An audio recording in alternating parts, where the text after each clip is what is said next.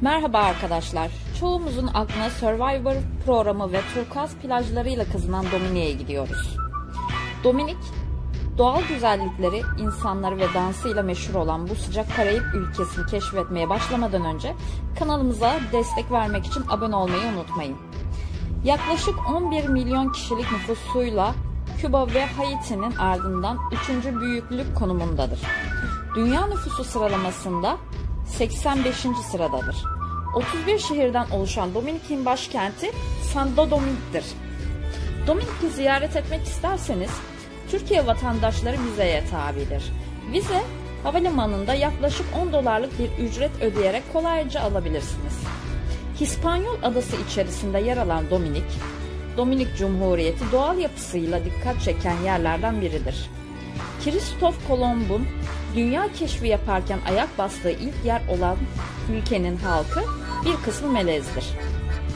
Santorini, Dominik'in başkenti olarak Dominik Cumhuriyeti adrenalin bağımlılarının ve deniz severlerin ilgisini çekmektedir. Ülkenin farklı bir manzarası var. Dağlar, ormanlar, plajlar, müzeler, kumarhaneler, mangrovlar ve hatta çöller vardır.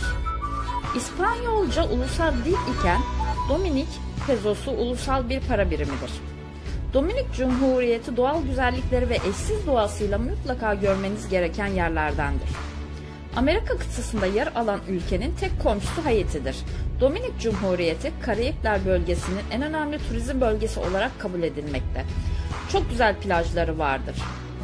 Punta Cana, Bavara plajlarından Hindistan ceviz ağaçları, geniş bir kumsal, pizzacıları, kafeleri, barları ile her yaşta insana rağbet eden bir yerdir.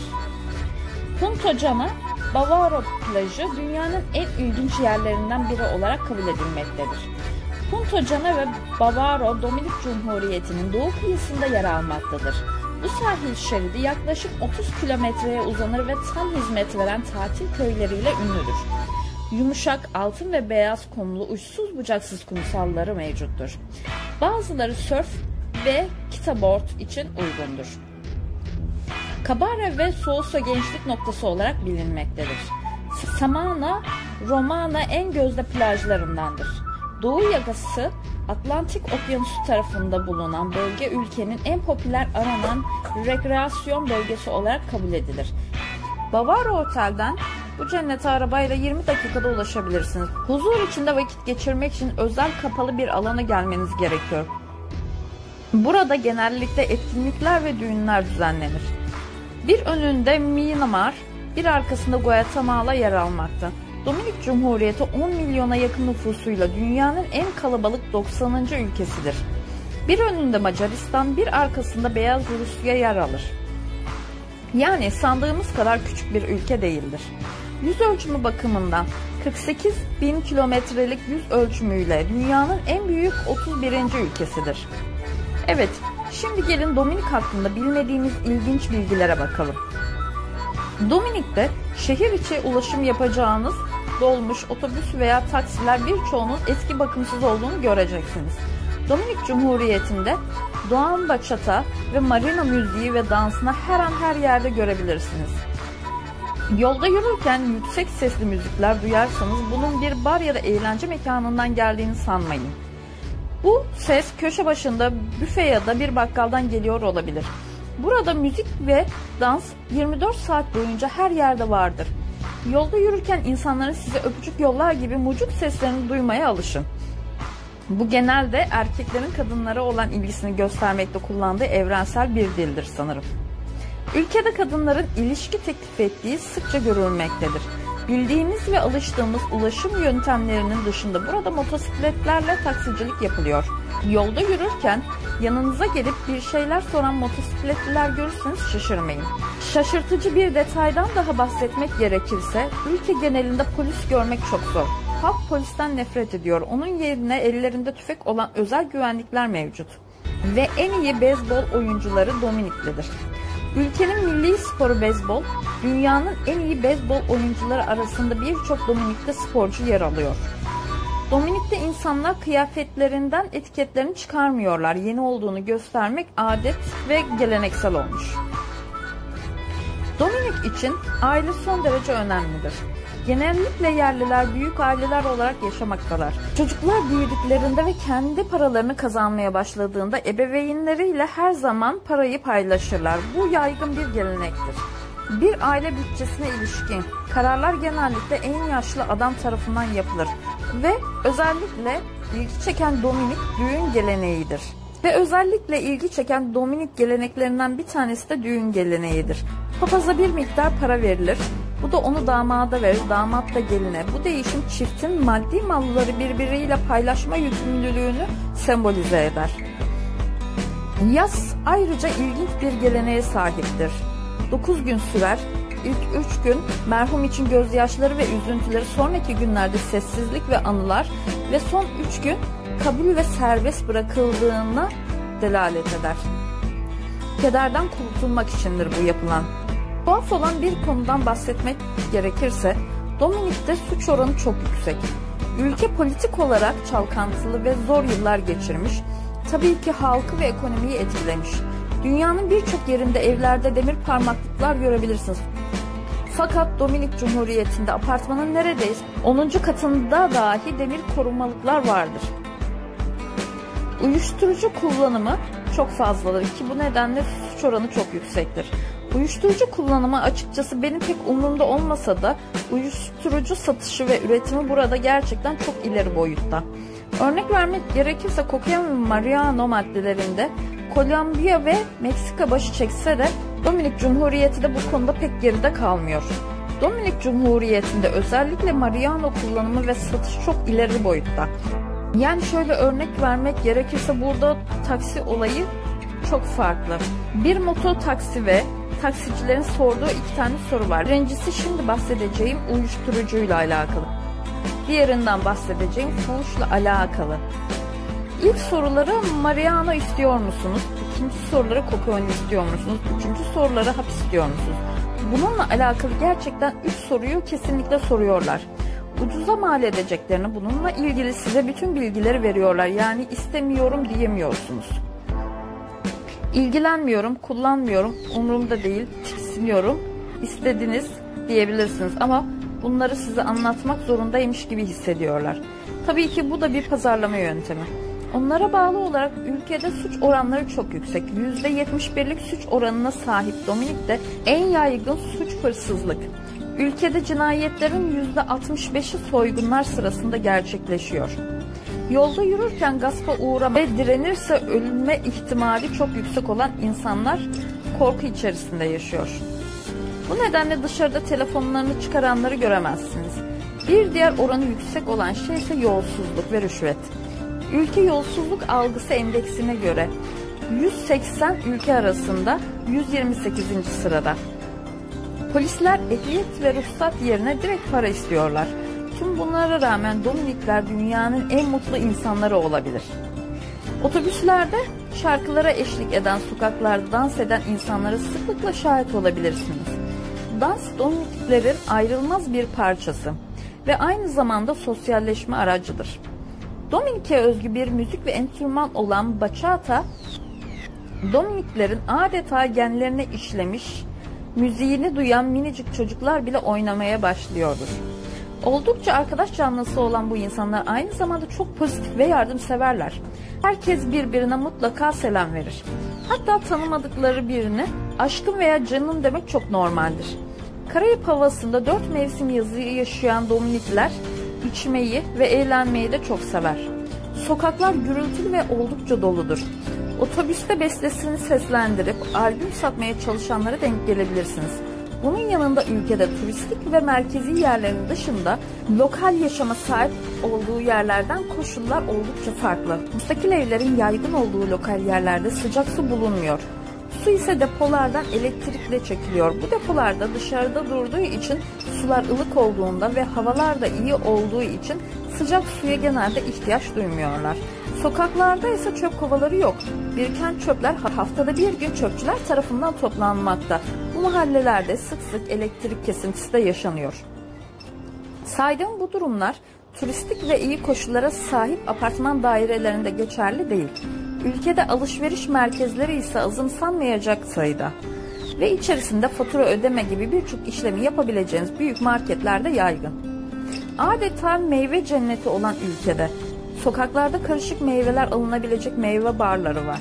Bazı yerlerde metro olmasına rağmen ulaşım genelde motor taksilerle sağlanıyor. Ayrıca araçlarda genelde eski modelli, ülkenin dezavantajlarından biri de oldukça büyük ve sessiz sivrisinekler. Dominikliler maalesef doğaya karşı bilinçli değiller ve plastik kullanımı çok fazla. Restoranlarda da genellikle plastik kullanılmakta ve insanlar bu plastikleri doğaya atıyor. 2018 yılında Dominik sahiline 30.000 ton plastik atık vurdu. Ülke hakkında diğer bilgilere bakarsak, Survivor Türkiye 2011'den beri Dominik'te çekiliyor. Dominik'in mutfağına bakarsak yemeklerinde sıklıkla bakliyat, pirinç ve balık yer alıyor. Geleneksel yemeklerinden biri olan ve kahvaltıların vazgeçilmezi ise mango. Denemeniz gereken lezzetler arasında. Dominik'in muhteşem adalarını, Amerika'nın ilk sömürge başkenti olan ve birbirinden tatlı insanlarını kesinlikle görmelisiniz. Videomuzun sonuna geldik. Siz de Dominik Cumhuriyeti hakkında bildiklerinizi yoruma yazarsanız sevinirim. Bir dahaki videoda görüşmek dileğiyle. Hoşça kalın.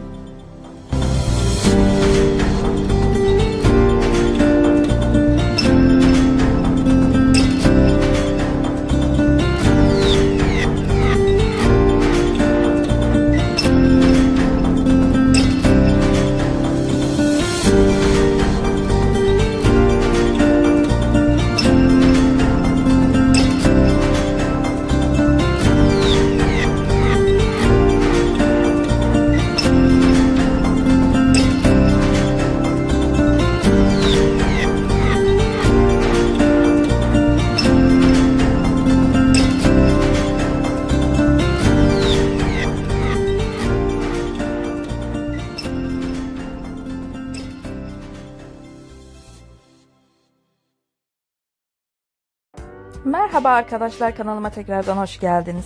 Bugün sizlerle birlikte Hindistan'ı keşfediyor olacağız. Hindistan dünya üzerindeki en eski ve en büyük uygarlıklara ev sahibi yapan 22'den fazla dil konuşan bir ülkedir. Hindistan muhteşem mimarilerin yanı sıra son derece ilginç geleneklere de ev sahipliği yapmaktadır.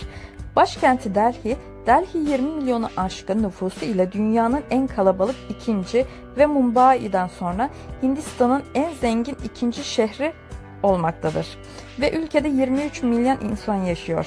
Hindistan'ın yönetim şeklinden bahsetmek gerekirse öncelikle anayasaya göre Hindistan bağımsız sosyalist laik bir cumhuriyet olarak geçiyor ve parlamenter sistemle yönetiliyor. Hindistan dünya üzerinde görülebilecek en renkli, en farklı yerlerden olabilir. Üç tarafını saran deniz ve Himalayaların oluşturduğu fiziksel bariyer ülkenin kültürünü bin yıllarca dış etkilerden korumuş ve bugüne kadar pek değişmeden gelmesini sağlamıştır. Bugün hala elleriyle yemek yiyorlar. Genellikle sariler giyiniyor, sarık takıyorlar ve eski zamanlarda kalan alışkanlıklara göre yaşıyorlar. Bunun eğitimle bir alakası yok. Atom bombasını yapan, uzaya uydu gönderen Hintli mühendisler, Bollywood ünlüleri, hatta prens ve prensesler için de durum aynı, geçerli.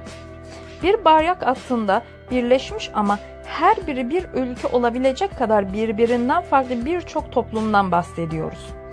Hindistan'ın yönetim meslek grup işleyişinden bahsetmek istersek, kas sistemine göre işletiliyor. Kas sistemine göre Hindular meslek ve görevlerine 4 ana sınıfa ayırmaktadır. En üst grup Brahmaniler, din adamları ve doktorlar, avukatlar gibi akil insanları bu gruptan oluşuyor. İkinci grup savaşçılar, krallar, yöneticiler gibi gruptan oluşmakta. Üçüncü grup tüccarlar ve esnaflar. Dördüncü grup ise çiftçiler, zanaatkarlar gibi bedensel işlerle uğraşanlar bu sınıfta yer alıyor. Bir de kas sisteminde bir sınıf olmaya bile layık görülmeyen dokunulmazlar, yani delitler var. Onlar çöp toplamak, kasaplık, deri işçiliği vesaire gibi Hindulerin temiz görmediği işler yapan kişilerden ve kabile mensuplardan oluşuyor.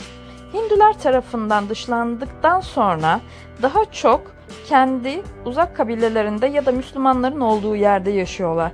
Bu arada dünyada en çok Müslümanların bulunduğu ülkede Hindistan'dır.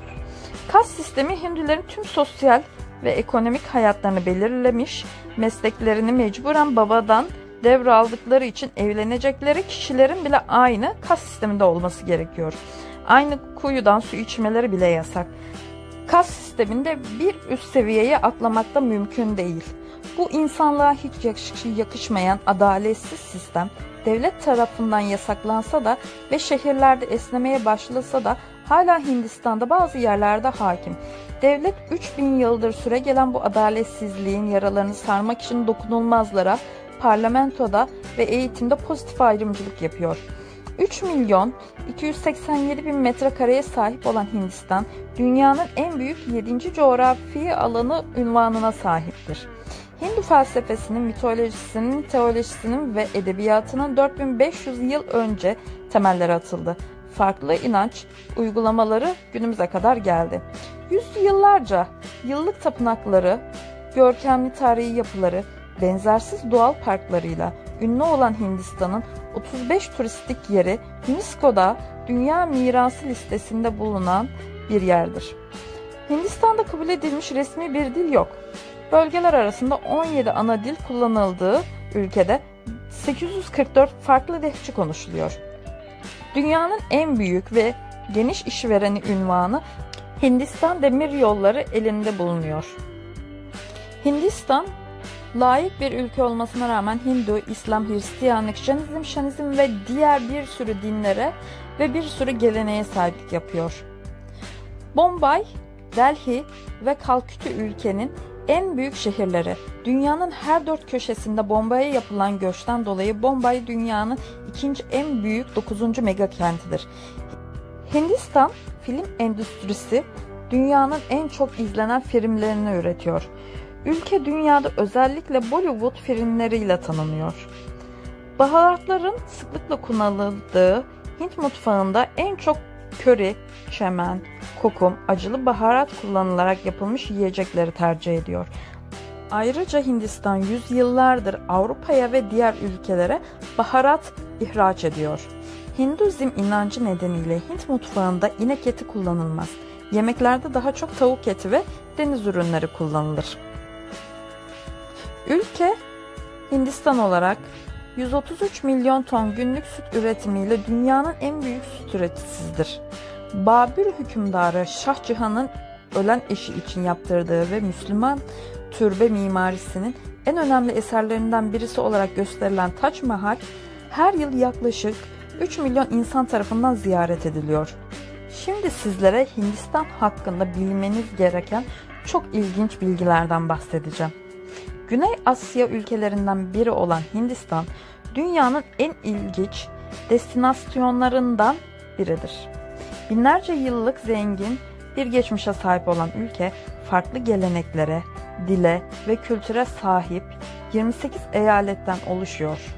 Ülkenin hangi eyaletine giderseniz gidin, insanların kültürü, tarihi, yapıları ve doğal güzellikleriyle sizi etkilemeye çalışıyor olsa da, dünyanın en renkli ülkeleri arasında bulunsa da Hindistan hakkında bilinen birçok ilginç gelenek var.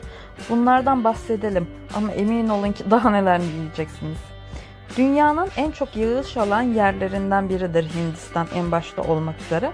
Hindistan'da 6 mevsime sahip Hindu takvimi bulunmaktadır.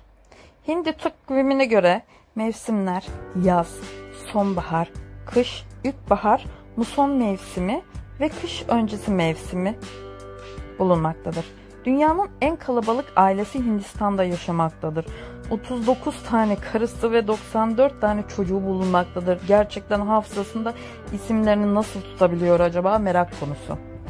Hindistan'da çocuk bayramı 14 Kasım'da kutlanır. Hükümet inekleri teşhis edebilmek için tüm devlet ineklere fotoğraflı kimlik kartı şartı koymuştur. Onlar için gerçekten önemli, sadece ibadet değil, süt ticaretinde de bunun katkısı çok büyük. Şimdi öyle bir şey söyleyeceğim ki gerçekten çok şaşırtıcı ve tuhaf. Hindistan'da insanlar tuvalet ihtiyacını çoğunlukla dışarıda karşılıyorlar. Sokak aralarında, sokak aralarındaki derelerde, Çok enteresan. Hindistan'da evlerin %50'sinden fazlasının aslında tuvalette bulunuyor. 638 milyon insan her gün dışarıda tuvaletini yapıyor. İstatistiklere göre cep telefonu ve televizyonu olan evlerin sayısı tuvaleti olanlara göre daha fazla. Bu sebeple Hindistan'ın bu problemin ekonomik sebebiyle bir alakası yok, kültürel sebeplere bağlı olduğu olarak bilinmekte. Dünya Bankası'nın tahminlerine göre dışarıda tuvalet konusunda yarattığı sağlık sıkıntıları sebebiyle Hindistan her sene milli hasılasının %6'sını kaybediyor. Devlet son senelerde her eve tuvalet yaptırmak için seferberlik başlatmış fakat bu durum gün geçtikçe toparlanamamış. Mesela köylerde devlet desteğiyle evlere yapılmış tuvaletleri bulunmakta. Fakat çok etkili olmamış çünkü bu durum gelenek haline gelmiş. İnsanlar doğanın çağrısına cevap vermek için içi su dolu bir kap ile tuvalet ihtiyacını karşılamak için tarla benzeri yerlere giderler. Dünyada havası en zehirli 30 şehirlerden 14'ü Hindistan'da ve listenin en üst sıralarında yer alıyor. Delhi'de bir gün nefes almak 50 adet sigara içmeye eşitmiş. Hava kirliliği o kadar ciddi boyutlarda ulaşmakta, hastalık oranı yükselmekte. Ülkede yılda 44 bin suç işleniyor. 44 bin suç bir yıl içerisinde. Halkın ekonomik durumu düşük olduğu için elde etmek için böbreğini satıyor. Hindistan'daki kadınların dünyada en çok tacize uğradığı ve bu konuda sadece kadınların mücadele verdiği bir ülke. Ve kendi içlerinde kurdukları pembe çete grubu ile tecavüzcülerini halkın içinde dövüyorlar. Çetenin ismi gibi pembe giyiyorlar ve 50 bin kişiden oluşuyorlar. İnekleri bilerek kesmenin cezası 8 yıl hapis. Çünkü onlar için inekler kutsal, bu yüzden süt üretimiyle fazlasıyla ön planda. Başlık parası hala bu ülkede devam ediyor ama başlık parasını kız tarafı ödüyor. Bu nedenle kızlarını evlendirmekte zorlanıyor. Satranç oyunu bulunan bir ülkedir. Satrancın ana vatanı Hindistan'dır. Oyunun orijinal adı ise bir ordunun 4 bölümü anlamına gelen Şahaturanga ismiyle bilinmektedir. Hindistan'dan satranç oyunu önce İran'a yayıldı ve oradan Müslüman insanlar ile Avrupa'ya getirildi. Hindistan'da insanların sadece %40'ı et ürünlerini tüketmekte. Hinduizm dinin büyük bir kısmı vejetaryenle beslenmekte. Et yeme kavramı olmadığı için mutfakları meyve, sebze gibi yanı sıra baharatlara dayanmakta. Hindistan geleneklere göre Ganj Nehri'ne girmek oldukça kutsal kabul ediliyor. Eğer Hindistan turuna gitmiş ve Hindistan gezisi yapmışsanız sokaklarda bol bol inek görmeniz mümkündür. Ayrıca ineğin kuyruğundan tutan birilerini görürseniz anlayın ki o kişi yemin etmektedir. Bize tiksinti verebilir ama onlar kutsal saydıkları ineğin idrarıyla temizlenerek inanıp hatta ineğin dışkısını alınlarına sürerler. Hindistan kültürüne sahip olduğu farklı geleneklere bizleri şaşırtmaya devam ediyor. O geleneklerden biri de intiharların günah kabul edilmemesi. Üstelik intihar etmek takdir edilen bir eylem olarak görülüyor. Evet, yanlış duymadınız. Çok tuhaf. Hindistan geleneklerine göre intihar etmek alkışlanacak bir şey. Bu ilginç kültürde intihar edecek kişi önce 3 gün oruç tutuyor, sonrasında da intihar edeceği uygulamayı seçiyor. İntihar etmeye benzer bir başka inanış daha var Hindistan'da. O da çok yaşlı ya da ağır hasta insanları.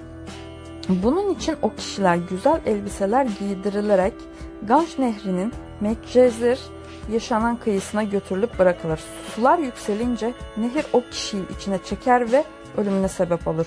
Eğer o kişi sular yükselmeden intihar eder ya da intihardan kaçarsa şerefini kaybeder ve bir daha itibar göremez. Hindistan'da İngiliz işgaline kadar kadınların birden fazla eşi olabilirdi. Çoğunlukla da kardeşler aynı kadınla evlenebilirdi. Günümüzde bu gelenek çok fazlasıyla görülmese de Hindistan'ın ücra köşelerinde henüz devam etmektedir. Kızlar köpekle evlendiriliyor. Evet, yanlış duymadınız. Duhmandini Hindistan'da 7 yaşını dolduran kızlar bir köpekle evlendiriliyor. Nedeni ise kız çocuğunun evlenilerek köpek tarafından korunacağına inanılmasıdır. Hindistan'da fakir halkın para kazanmak için başlattığı yılan oynatma işi bir süre sonra Hindistan'ın sembolü ve geleneği haline gelmiştir. Hindistan'ın hemen hemen her köşesinde yılan oynatan Hintliler görebilirsiniz. Hindistan gelenekleri arasında ve en renkli, en meşhur olanı şüphesiz Holi Festivali. Bu festivalde herkes birbirini boyar, boyalar atar, genç, yaşlı demeden doyasıya eğlenirler. Hintliler bu festivalde baharın gelişini kutlayıp özellikle yaşlıları eğlendirip onları yalnızlıktan kurtarmak ve bahara yorgunluğunu üzerinden atmayı amaçlarlar. Ve şimdi öyle bir gelenekten bahsedeceğim ki böyle bir gelenek emin olun ki hiçbir yerde yok. Hindistan gelenekleri arasında yine şaşırtıcı bir uygulama olan erkek çocukları yüksekten atma geleneği. Çocukların daha sağlıklı olacağı düşünüldüğü için yapılıyor. Çok acımasızca bir gelenek. Hindistan yemekleri acı, baharatlı olmasıyla meşhur. Yemekleri acısız sipariş verebilirsiniz ama baharatsızlık asla kabul edilemez. Hindistan'da Bihar, Gujarat, Nagaland eyaletlerinde alkol içmek ve barındırmak yasak. Eyaletler kendi kurallarını kendileri koymaktadır. Bir ülkeye gittiğiniz zaman biraya çok yüksek fiyat ödeyip diğer ülkeye gittiğinizde vergi bile alınmadığını göreceksiniz. Eğer ki bir gün yolunuz Hindistan'a düşerse tren yolculuğu kesinlikle yapmayın. Gerçekten çok pis bir ortamı var. Eğer ki yine tekrardan Hindistan'ı ziyaret etmek isterseniz sulardan, yani çeşme sularından su içmeyin. Açık yemekler yemeyin. Bu gerçekten hiç sağlıklı olmayacaktır. Sizlere derlediğim bilgiler bu kadar. Eğer ki videomu beğendiyseniz beğenmeyi, kanalıma abone olup desteklemeyi unutmayın. Bu beni çok sevindirir. Bir dahaki videoda görüşmek üzere. Hoşçakalın.